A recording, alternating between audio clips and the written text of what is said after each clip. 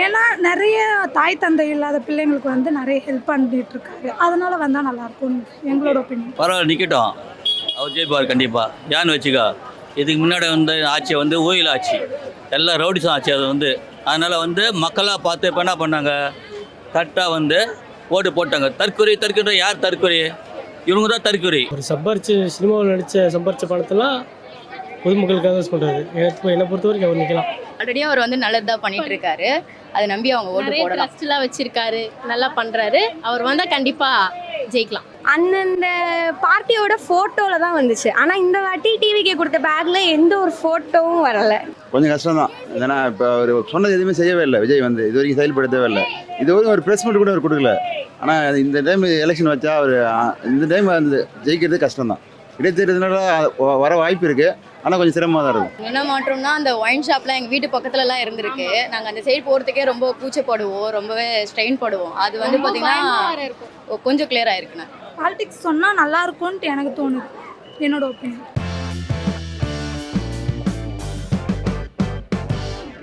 திருச்சி கிழக்கு இடைத்தேர்தலில் வந்து டிவிகே சார்பாக வந்து ராகவா லாரன்ஸ் நிற்க போகிறார் அப்படிங்கிற போஸ்டர்லாம் வந்து சமூக வலைதளங்கள் எப்படி பார்க்குறது?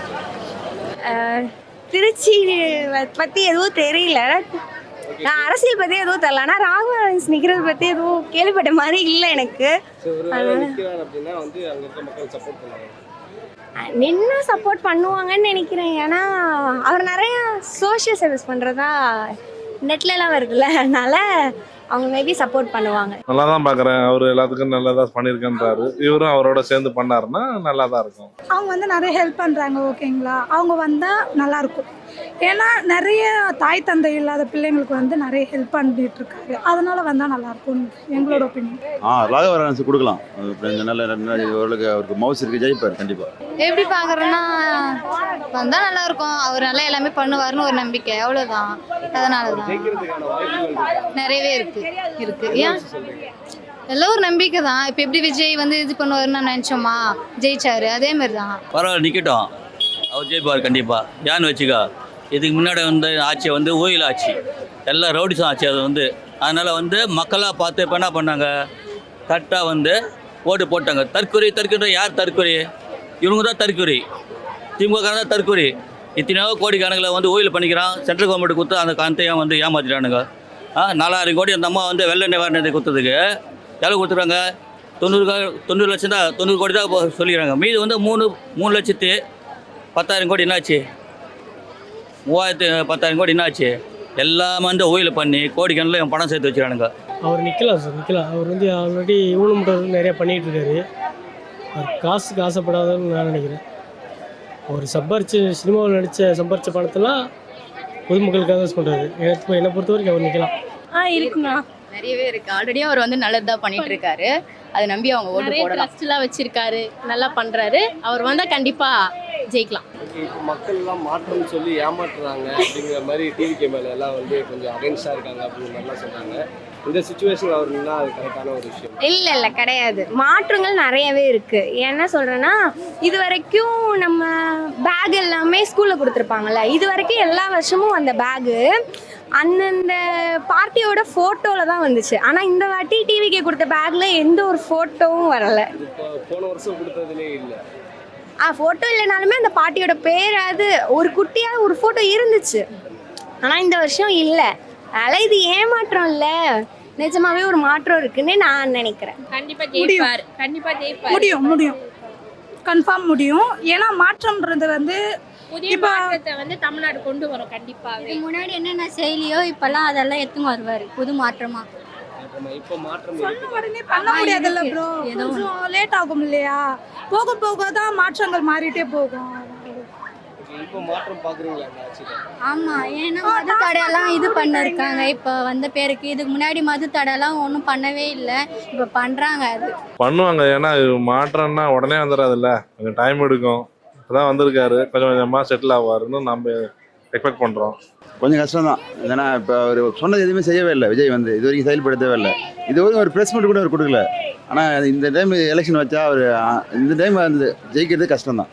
இடைத்தேர்தனால வர வாய்ப்பு இருக்குது, ஆனால் கொஞ்சம் சிரமமாக தான் இருக்கும். அது வந்து சரி இது ஏன்னா அவர் நல்லது பண்ணுறாரு, இவங்களுக்கு பொறுக்கலை அவ்வளோதான். அதனால தான் ஒரு இது அதுமாரி. இது வந்து நான் என்ன சொல்கிறேன்னா, மாற்றம் செல்ல போட்டோம், உடனே குழந்தை பெற்றோட கல்யாணம் பண்ண உடனே நாளைக்கு வந்து குழந்தை பெற்றுக்க முடியுமா? அவனுக்கு டைம் கொடுக்கணும்.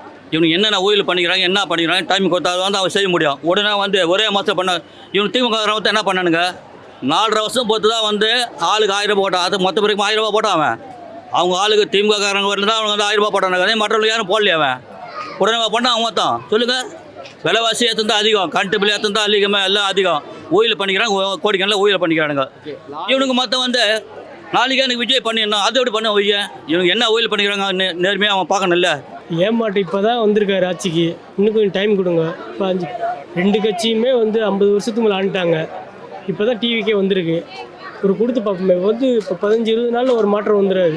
அப்படிலாம் கிடையாது, கண்டிப்பா கொஞ்சம் மாற்றம் வரும். ஆனா நான் இப்பதானே வந்திருக்காரு. இருந்துட்டு தான் இருக்கு. ஆமா, மாற்றம் நிறைய வந்திருக்கு. என்ன மாற்றம்னா, அந்த ஒயின் ஷாப்லாம் எங்கள் வீட்டு பக்கத்துலலாம் இருந்திருக்கு. நாங்கள் அந்த சைடு போகிறதுக்கே ரொம்ப கூச்சப்படுவோம், ரொம்பவே ஸ்ட்ரெயின் படுவோம். அது வந்து பார்த்தீங்கன்னா கொஞ்சம் கிளியர் ஆயிருக்குண்ணா. ஓகே, வர 11ஆம் தேதி லாரன்ஸ் அவர் வந்து ஒரு முக்கிய முடிவு அறிவிக்க போகிறேன் அப்படிங்கிறது என்ன சொல்லுவார் அப்படின்னு எதிர்பார்க்குறீங்க? ஒருவேளை திருப்பி படத்தை பார்க்குறாரா, இல்லை அரசியலுக்கு வர வாய்ப்பு இருக்கா? அவர் அரசியலுக்கு வரலாம்னு சொல்ல வாய்ப்பு இருக்குன்னு நான் நினைக்கிறேன். ஓகே, லாரன்ஸ் சார் ஒருவேளை வந்து அரசியலுக்கு வராருன்னா என்ன சொல்லுவீங்க? என்ன சொல்லுவீங்க? வந்தா நல்லா பண்ணணும்னு சொல்லுவேன். வந்த மக்களுக்கு எல்லாமே நல்லது செய்யணும். விஜய் இப்போ செய்கிற மாதிரி நல்லது செய்கிறவங்க மட்டுமே வரணும்னு சொல்லுவேன். அவ்வளோதான், வேற எதுவும் கிடையாது. கண்டிப்பாக இப்போ லாரன்ஸ் ஓரளவுக்கு ஃபெமிலியர் ஃபேஸ் எல்லாத்துக்கும் தெரியும். விஜயோட சேர்ந்து வராங்கும்போது விஜய் ஏற்றுக்கிட்டவங்க அவங்களும் ஏற்றுக்குவாருன்னு நம்பலாம். பாலிடிக்ஸ் சொன்னால் நல்லா இருக்கும்ன்ட்டு எனக்கு தோணுது, என்னோட ஒப்பீனியன். யார் லாரன்ஸ் சொல்லியிருக்காரா? அவர் வந்து அரசியலுக்கு போயிட்டாலும் நடிக்க வருவார். அப்படி தான் சொல்லுவார். நடிக்கிறத விட்டு போயிட மாட்டார். அரசியலுக்கு நடிக்கவும் செய்வார். லாரன்ஸ் அவர்களுக்கு மவுஸ் இருக்குன்னு நினைக்கிறேன். கண்டிப்பாக மவுஸ் இருக்குது. அதனால நிறைய விஜயை விட லாரன்ஸ் வந்து நிறைய நல்லது பண்ணியிருக்காரு, நிறைய உதவிகள் செஞ்சிருக்காரு. அதனால் வந்து லாரன்ஸ் கண்டிப்பாக அந்த இல்லைன்னா ஜெயிப்பார். கணக்கெல்லாம் பார்க்கணும், எல்லாத்தையும் பார்க்கணும். இவனுக்கு என்னென்ன ஊழல் பண்ணிக்கிறானுங்க. உடனே விஜய் பண்ணல, எது இப்படி பண்ணுவான்? விஜய் எப்படி பண்ணுவான்? இவனுக்கு பண்ணானுங்களா? திமுக பண்ணானுங்களா? ஆனால் ஊரில் சும்மா நோண்டிங்க கத்தியை வந்து தேய்க்க சாண ராசி ஆகும். அதே போல் தான் இவனு சொல்ல அவனுக்கு மடியனுங்க. இவனுக்கு வளைச்சா இந்த இருப்பானாக்காண்டி இது பண்ண மாட்டான். மாற்றம் ஒன்று தான் நம்ம மக்கள் போட்டோம். கொஞ்சம் பொறுமையாக இருந்தால் பார்க்கணும். அந்த சொல்லிட்டான்ல, நான் இதுக்கு வந்தேன், ஒரு படம் நடிச்சால 3000 கோடி நான் வாங்குறேன். அந்த பணம் வந்து எனக்கு தேவை கிடையாது. இப்போ வந்து 2.5 லட்ச ரூபாடா வந்து நான் பண்ணிட்டோம், மக்களுக்கு, ஏழை மக்களுக்கு இருக்கட்டும்னு சொல்லிட்டு அந்த பணம் வாங்கலை. அது இப்போ சிஎம் வாங்கினானா? யார்? ஸ்டாலின் வாங்கினானா? 2 லட்சம் பணம் வாங்கினான்ல. சம்பளம் இல்லாமல் வேலை செஞ்சானா? இந்த ஆள் சம்பளம் இல்லாமல் சொல்கிறான் பாரு. நேர்மையான கணக்கு கொடுத்தான். வந்து என்னுடைய பணம் வந்து எவ்வளோ தெரியுமா இருக்குது, இவ்வளோ தான் எலெக்ஷனில் கொடுத்தான். இவன் என்ன பண்ணான்? எனக்கு சேர்க்கிறதா இல்லைடா, நான் நந்ததாக போடுறேன். அப்போ இத்தனை வருஷம் என்ன சம்பாதிச்சிங்க? உங்கள் அப்பா சம்பாதிக்கல, நீ சம்பாதிக்கல, கோடி சம்பாதிச்சிங்களா? அந்த பணம் இல்லைடா ஆச்சு. ஊழல் பண்ணுறீங்க எல்லாமே. அப்போ மக்களை ஏமாற்றி தான் நீங்கள் வந்து தின்னால போய்ச்சிங்க. இப்போ அவன் கரெக்டான கணக்கு கொடுத்தான். நீ அரசியல் அது கணக்கு கொடுத்தியா? தேர்தல் கமிஷன் கணக்கு கொடுத்தானா? கொடுக்கல. அப்போ ஏமாத்துறான் யார்? இவன் ஏமாத்துறான், அவன் ஏமாத்தலை. கண்டிப்பாக இவன் ஏமாத்தலை, இவன் நேர்மையாக கொடுத்துருக்கான். இவன் டைம் கொடுக்கணும்னு கேட்குறான். அவன் வந்து கரெக்டாக சொல்லிட்டான், எங்களுக்கு டைம் கொடுங்க, நான் மக்களுக்கு பண்ணுறேன், நேர்மையான ஆட்சி தான் டைம் கொடுங்க.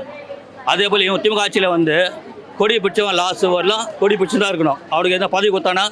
குடும்ப அரசியல். இவன் அப்படி கிடையாது, ஜாதி மதம் பார்க்கல, இப்படி ஜெயிச்சவனுக்கு பதவி கொடுத்தான். அவனுக்கு அது போல் கொடுத்தானுங்களா? கொடுக்கல. மாற்றம்னா இப்போ தான் வந்துக்கிட்டு இருக்கு. இப்போ டாஸ்மார்க்லாம் க்ளோஸ் பண்ணியிருக்காங்க. இன்னும் அவங்க மேலே நம்பிக்கை இருக்குது, பண்ணுவாங்கன்னு நம்பிக்கை நம்புவோம். லாரன்ஸ் சாருக்கு என்ன சொல்ல விரும்புறீங்க? நாராயண சார் திருச்சி கிழமை வெற்றி.